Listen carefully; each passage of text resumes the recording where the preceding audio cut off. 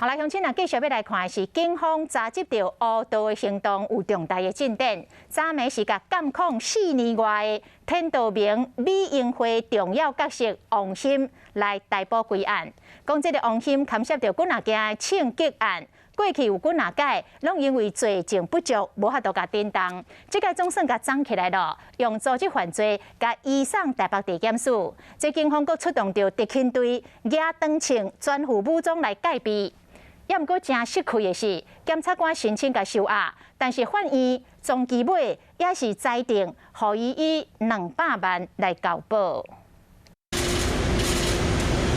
红白条纹的查甫人是王鑫，道上重量级的人物，涉嫌真济台湾重大枪击案，即摆人封掠，嘛，互特勤队武装介好押到台北地检署。68岁王鑫，香港市杀手教父，是天道明美英会的重要人物，红叫王老板，过去无犯罪记录。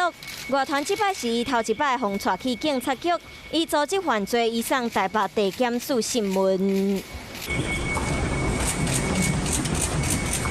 刑事局出动50位警察，带着美英会相关涉案的成员，进行馆长的枪击案，可能和因有关系。坐在椅子上，他朝我的头开第一枪。近期里对馆长开枪，保协会虽然封掠到，不过前会长邵伯杰和王鑫关系真密切，无排除伊就是幕后主使者。连立法院边的枪击案，当时掠到枪手，不过警方深入调查，才发现幕后主使者和王鑫有关系。嘛因为安尼，互警方来做清查对象，即摆总算以组织犯罪甲因带转来，不过全程因拢无愿意加讲，接落来就要看警方有偌济事情，才会使赶紧调查清楚王鑫和这个重大枪击案之间的关联。